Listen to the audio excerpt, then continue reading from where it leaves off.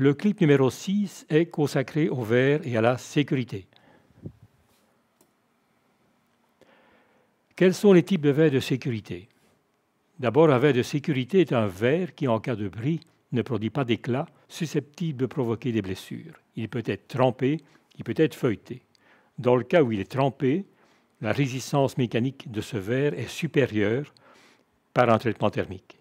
Ce verre, en cas de choc, va s'éclater en de multiples petits morceaux, mais tout à fait inoffensifs, comme vous le verrez plus loin dans les photos présentées.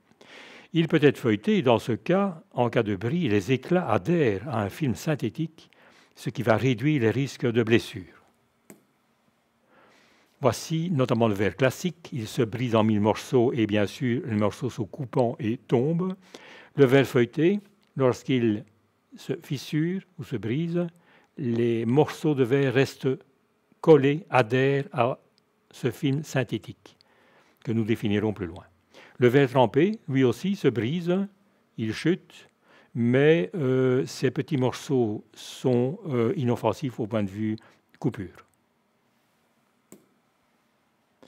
La constitution du verre feuilleté.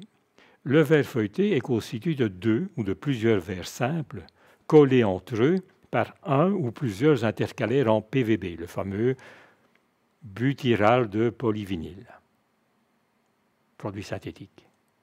Le vitrage feuilleté peut être trempé feuilleté. Comment désigne-t-on un verre feuilleté?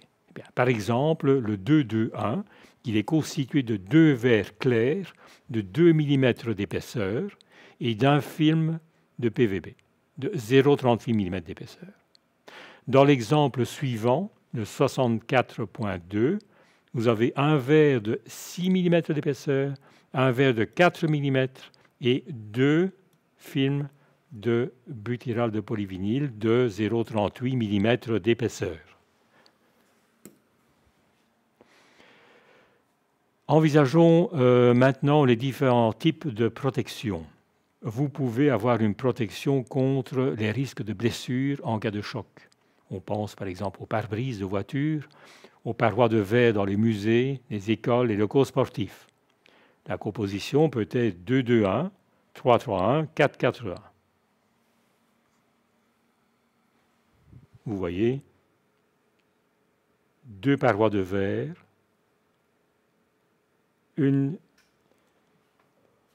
un butyral de polyvinyle. La protection peut être envisagée contre le risque de chute de verre. On pense aux toitures, aux verrières et aux vérandas qui provoqueraient de graves blessures en cas de bris provoqué par la chute d'objets, par exemple, sur ces vérandas, sur ces verrières.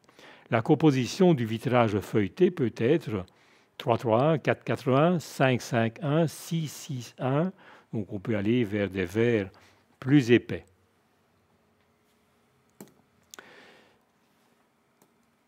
La protection peut être aussi envisagée contre les risques de chute de personnes dans le vide. On pense ici au garde-corps, au vitrage incliné. Et là aussi, on peut avoir des protections du type 3-3-2, 4-4-2, 5-5-2. Donc déjà avec 2 verres plus épais et 2 butyral de polyvinyle. Voici un exemple, 2 garde-corps placés sur cette paroi qui permet donc de sécuriser les personnes passant sur cette passerelle. La protection peut être aussi contre l'effraction, le vandalisme. On pense au vitrage de magasins, les musées, les porte-fenêtres.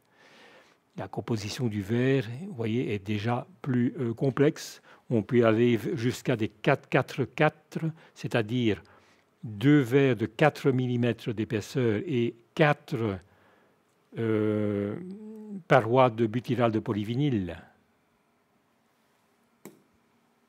Enfin, on peut envisager des protections très renforcées contre le vandalisme, l'effraction, des protections contre des tirs d'armes à feu.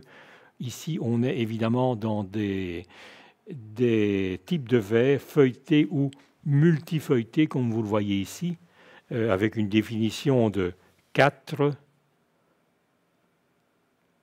4, 4, 4 et vous avez quatre intercalaires de... Vous avez trois fois les intercalaires de polyvinyle. C'est donc un assemblage feuilleté et multifeuilleté.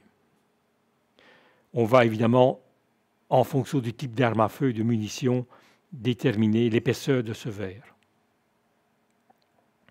Ce verre est bien sûr destiné à résister aux attaques préméditées d'agresseurs qui disposent d'armes à feu et d'un temps d'intervention limité.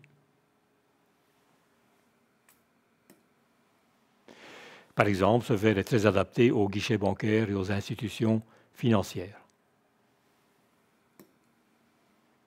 Comment déterminer l'épaisseur des vitrages? L'épaisseur d'un vitrage dépend des charges climatiques, le vent et la neige, la pression du vent, surtout sur les parois verticales, le poids de la neige, principalement sur les vitrages en toiture.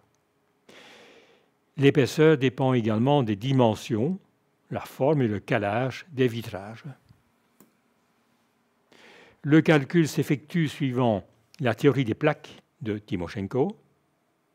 Cela fera l'objet d'une vidéo spécifique dans le cours de résistance des matériaux prochainement.